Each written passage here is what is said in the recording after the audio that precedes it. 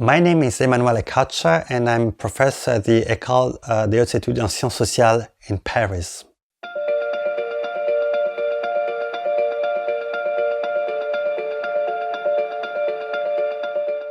Welcome to my exp.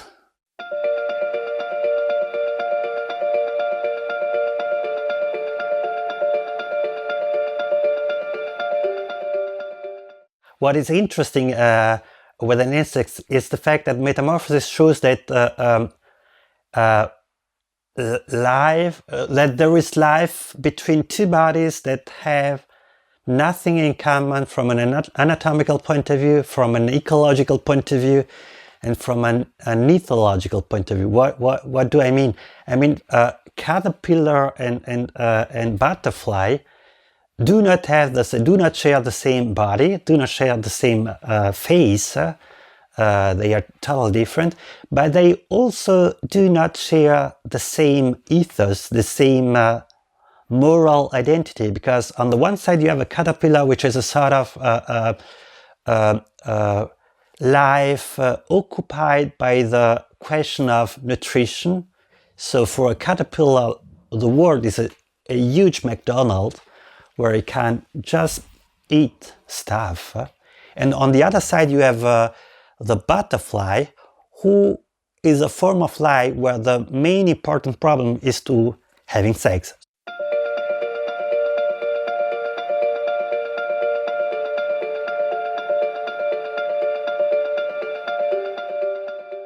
So caterpillar and butterflies, they are not sharing the same world, they are not living in the same world, and that's apparently the reason why insects developed many times in their evolution the ability of having metamorphosis, because through metamorphosis children and adults are not entering in competition, so they are not competing because they are living in different worlds. It's like as if me and myself and my daughter were living in totally different apartments.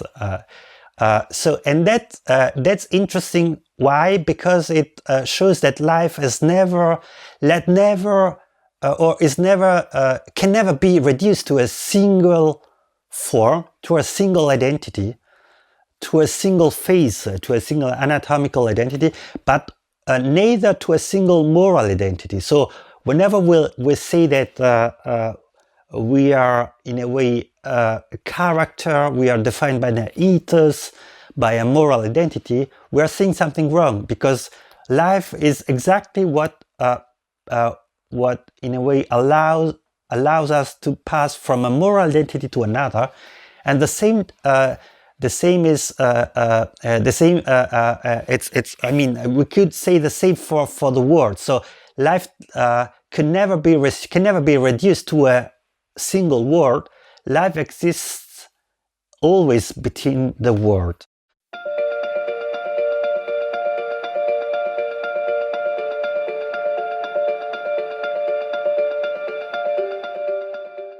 But birth is an extremely interesting phenomenon, because birth is the evidence of the fact that in order to live, I have to take the body of someone who has already lived and to transform it. So what does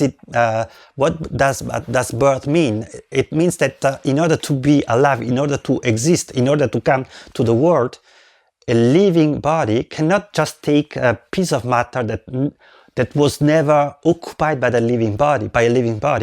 It has to take an already living body and to steal this body to this already living body, and to let this piece of matter live again in a different form. So in a way, I am, for instance, the mixer of the recycling process of two bodies who already lived, so my mother and my father, and I'm just trying to give to these lives another chance. So every living being is a second time life, is a second chance in a way, which is very strange and very, very interesting.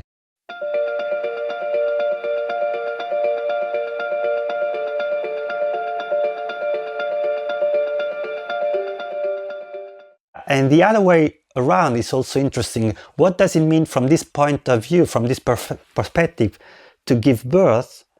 It means to rejuvenate its own or her own life. Because if you're thinking about that, to give birth means that you are able to rewind the anatomical, physiological, and also in a way spiritual history of your body up to the day 0, and then to let this to let your own body rewind it to the day 0, live another life or live again for a second time.